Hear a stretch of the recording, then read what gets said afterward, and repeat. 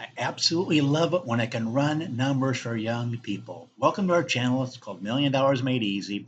Somebody said your videos are one of a kind, and the reason they said that is because I run numbers for people, and I love it when I catch young people. I got a request for this person. They're age 26. They've been able to save up $50,000 already, and they can save $860. I am $860 a month. I'm so excited to show them his numbers and to share them with you. Let's just go ahead and plug in his number. He's 26 years old. This is one of the two spreadsheets we'll look at in this video today. He's got 50,000 saved up. We're going to take him to age 62 when he first starts taking Social Security, which would be 36 years from now. 36 years now, putting in just 50,000, never add another dime, he'd be up to $1 million. That's using the worst case scenario, which is what we do on this channel. We use the returns for the S&P 500. These are the returns, and we simply project ahead what similar returns might do for you in the future. And what that ends up being is you're going to have a wide range. But this is, he'd have $1 million using 1929 numbers without adding another dime. But let's go ahead and add the $860 a month, which is going to blow you away when you see these numbers. $860 a month. Now, using the worst case scenario being numbers from 1939, this is the worst case for a 36-year period. He'd have 4.236 million. The second worst, using numbers from 1973, would be 4.3 million. I always like to use this column right here. We're kicking out the worst 5% of cases, including these two right here, because we're going to look at a 95% success rate. And if we did that, you can see you'd have at least 5.19 million. The median for the last 100 years for a 36-year period, you have 6.2 million, and the absolute best case scenario would be $12 million. Nobody knows the future, but that would be the range if we use the last 100 years worth of data, anywhere from 4.236 up to 12 million. Again, this being the median, and this being what he'd have at least 95% of the time. Now, let's go ahead and take this over because these numbers are huge. Everybody can see that.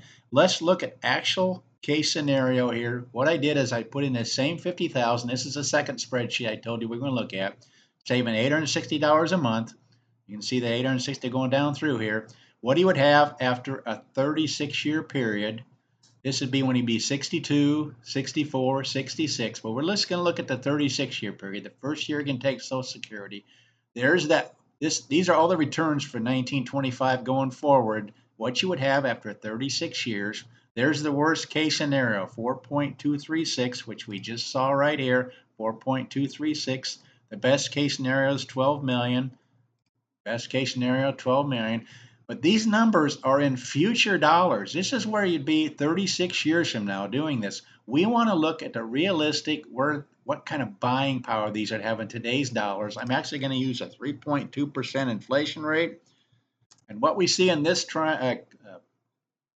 box right here is what these numbers down here would be in buying power. So this is future dollars. This is today's dollars. So what would he have if he kept doing this? He would be not only a millionaire in future dollars. In fact, you can see the breakdown here. 100% of the time he'd have over, let's see, it's 36 years. 94% of the time he'd have over 5 million. There'd just be a couple cases where it'd be less than 5 million. This being one of them, 1939 numbers.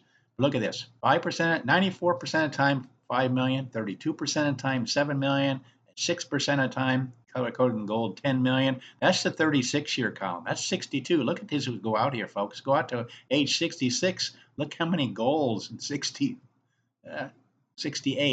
I mean, you're getting into over $10 million. But anyway, then what would the buying power of this worst case scenario be? This 4.236, which is, again, the worst case scenario we've had in the last 100 years, using 1939 numbers. What would he have in buying power if he did have the worst case scenario? He'd still have 1,300,000 right here. So in buying power, so even in buying power, he would have $1 million in today's dollars. Again, this is future dollars.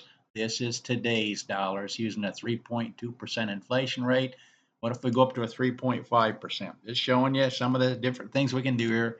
You'd still be a millionaire. What about a 4% inflation rate? Still be a millionaire. So in other words, if he keeps going like he does 36 years from now, this is what he'd have when he's age 62, age 64. You can see these numbers going up. But that's what we love doing on this channel. We love running numbers for people. And that's why people say this is your videos are one of a kind because you actually run numbers for people, numbers that have actually happened, which we love to do that. We figure it's not going to be any worse. It's going to be something somewhere along these lines. You're going to get some kind of similar return. So you end up with a range somewhere from here to here in the next 36 years if he keeps going. That's what we do on this channel. We make spreadsheets, we make videos, we run numbers for people. We'd love to run numbers for you. Just put it in the comment section. Please like the video. Please share this channel with others. And thanks so much for watching.